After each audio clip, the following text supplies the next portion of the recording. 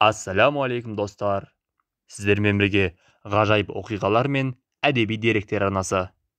Бүгін сіздермен 1931-1932 жылдары болған нәубеттегі тағы бір ащы шындықпен бөлісетін боламыз.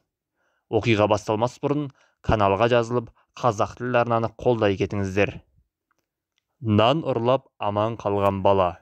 1932-1933 жылдары аштық басталғанда әкем 5-6 жасар есім білетін бала болған екен. Ашаршылықтың алдында әкемнің әкесі Мұхаммед Асқар қазіргі Алматы облысы Ақсу ауданына қарасты Қопа деген жерде ауқатты шаруа ретінде жеке қожалық иесі болыпты. Оның інілері Қали Асқар, Асқарғали, Базарбай мен жалғыз қарындасы Жәмиламен бірге өмір сүріп жатыпты.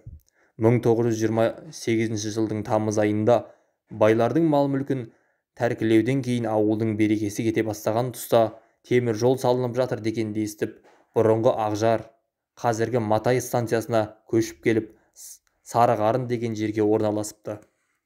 Азын-аулақ малмен күндерін көріп, темір жол құрылысына араласып, кеңес үкіметіне қызмет етіпті.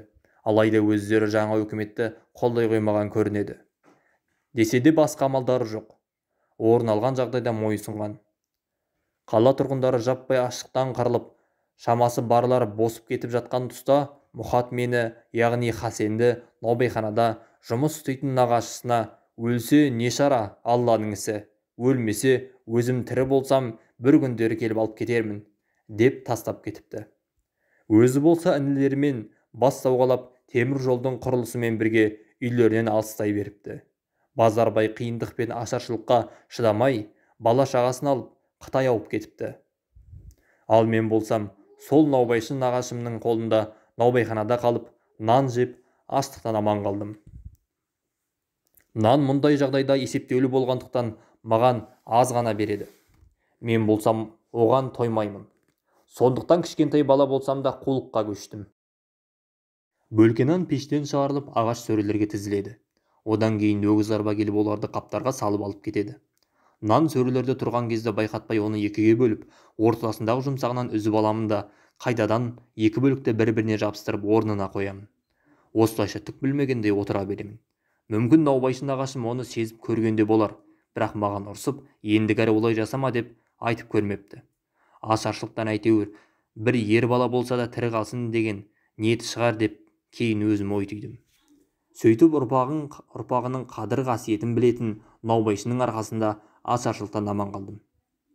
Ал әкем болса туғандарымен ары-бері кезіп жүргенде, яғни біресе Матайға келіп, біресе темір жол жағалап, енді бірде бірінің амандығын білуге аттанып, азын-аулақ азық-түлікті апарып беріп жүрген кезде қатарлары сиреп, кейбіреулері ит-құсқа жем болыпты. Сол бір ашаршылық басталған кезде дала тағаза қасқырлар да көбейіп кетіпті.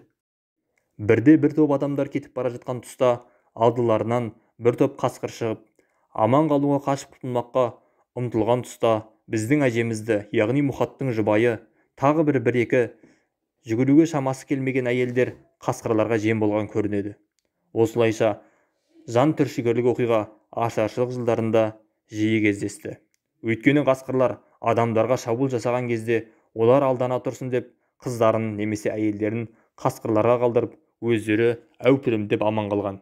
Мұхат әкем Ақжардан Қопаға қарайғы жолында бір ауылдың тұсынан түйе мініп өтіп бара жатқан тұста бір топ аштықтан ыңырсып жүре алмай ісіп кеуіп жатқан адамдарды көрген. Ауыл адамдарының жүруге шамалары жоқ.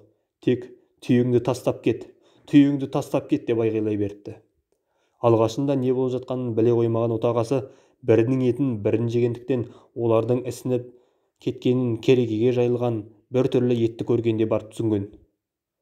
Төбе шашы тік тұрып, тезірек сол жерден кетіп қалуға асыққан. Сол бір жан түршігерлік оқиға көз алдынан ұзақ уақытта кетпеген. Кейін көргенін есіне алып, ең арық деген адамның өзінде бір елі қазы болады екен дейтін. Осылардың барлығын естіп өскен менің балаларым мұндай сұмдықты ертегі сияқты тыңдайтын. Естелікті Хасен Мұхаммед Асқарұлының аузынан жазып алған тарих ғылымдарының докторы профессор Оразгүл Хасенқызы Мұқатова. 1932 жылдың зұлматы. Профессор Қамбар Атамбаев жетекшілік жасаған тарихи этнологиялық экспедиция деректері атты кітабынан алынған. Осы күнімізге шүкір етейік бауырлар.